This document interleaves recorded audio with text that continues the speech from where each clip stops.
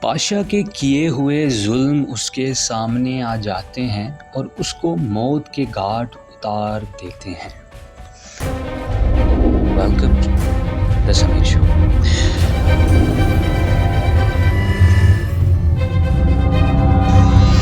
نجیب محفوظ کی کہانی دی ممی اویکس مصر کے لوگوں پر کیے جانے والے مظالم کی عکاسی کرتی ہے۔ کس طرح حقداروں سے ان کا حق چھین کر دوسروں میں بانٹ دیا جاتا ہے۔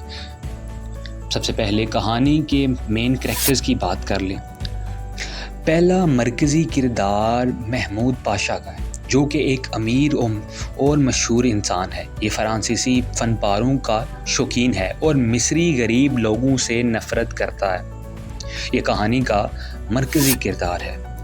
دوسرا مین کریکٹر پروفیسر دارین کا ہے۔ پاشا کا فرانسیسی دوست ہے پروفیسر دارین، جو کہ پاشا کا محل دیکھنے آتا ہے۔ سب سے اہم بات جو پروفیسر دارین کے متعلق ہے وہ یہ ہے کہ پروفیسر دارین اس کہانی کے نریٹر ہیں۔ یہ سارا اس کہانی میں جو بھی منظر آتے ہیں وہ سارے پروفیسر دارین کے آنکھوں دیکھا حال ہوتا ہے۔ تیسرا کریکٹر شیخ جد اللہ کا ہے۔ یہ ایک روحانی شخصیت ہیں اور ان کے پاس روحانی علم ہے۔ یہ اپنی روحانی علم کی مدد سے بتاتے ہیں پاشا کو کہ تمہارے محل میں نے ایک خزانہ ڈھونڈ لیا ہے۔ اب چلتے ہیں کہانی کی طرف۔ پروفیسر دارین اپنے دوستوں کے ہمراہ پاشا کے محل کا دورہ کرتے ہیں اور اس کا محل دیکھ کر حیران رہ جاتے ہیں کہ وہ فرانسی ہونے کے باوجود بھی یہ چیزیں حاصل نہ کر پائے جو کہ پاشا نے اپنے پاس جمع کر رکھی ہیں۔ اتنی وسیع کلیکشن کو دیکھ کر وہ پاشا کو اپنے اس محل کو میوزیم میں بدل دینے کا مشورہ دیتے ہیں۔ اسی دوران وہ شور سنتے ہیں جو کہ کسی کو مار پیٹ کا آ رہا ہوتا ہے۔ پاشا کا ملازم ایک غریب مزدور کو اس کے کتے کا کھانا کھانے پر تشدد کا شکار بنا رہا ہوتا ہے۔ اس سے ظاہر ہوتا ہے کہ پاشا کس قدر ظالم انسان تھا کہ اس کے ملازم بھوک کی وجہ سے اس کے کتے کا کھانا کھانے پر مجبور ہو گئے۔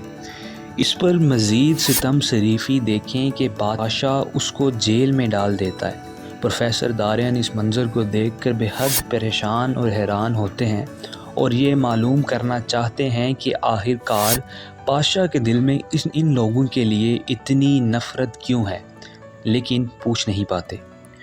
اسی دوران شیخ جد اللہ کہانی میں داخل ہوتے ہیں اور وہ پاشا کو بتاتے ہیں کہ اس کے باغ میں خزانہ ہے جو کہ اس نے اپنے روحانی علم کی مدد سے پتہ کرایا ہے۔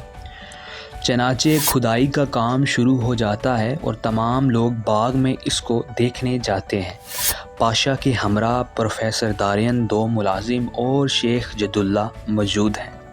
کھدائی کے دوران ایک بڑے پتھر کو ہٹایا جاتا ہے جو کہ ایک لمبی سرنگ کا منہ کھول دیتا ہے اور یہ سرنگ مصری بادشاہ جنرل ہر کی قبر کی طرف جاتی ہے۔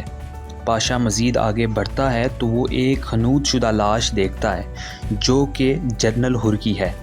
دیکھتے ہی دیکھتے وہ لاش زندہ ہو جاتی ہے۔ خوف اور دہشت سے شیخ جد اللہ پاشا کے سامنے بے ہوش ہو کے گر پڑتا ہے۔ جنرل ہر پاشا کو مخاطب کر کے کہتا ہے کہ کیا وقت آ گیا ہے، بادشاہ نوکر اور نوکر بادشاہ بن گئے ہیں۔ جس مصری نوکر کو پاشا نے مارا ہوتا ہے وہ جنرل ہر کی نسل سے ہی ہوتا ہے۔ پاشا کو اپنے کیے سارے ظلم یاد آ جاتے ہیں اور وہ اس خوفناک منظر کو برداشت نہیں کر پاتا اور زمین پر گر پڑتا ہے۔ وہیں اس کی موت ہو جاتی ہے۔ دونوں ملازم جو کہ پاشا کے ہمراہ گئے ہوتے ہیں پاگل ہو جاتے ہیں اور پروفیسر دارین معجزانہ طور پر وہاں سے بچ نکلتے ہیں۔ پاشا کی موت کے ساتھ ہی کہانی اختتام پذیر ہوتی ہے۔ اسی لیے تو کہتے ہیں کہ اتنا ہی ظلم کرو جتنا کل کو خود برداشت کر سکو۔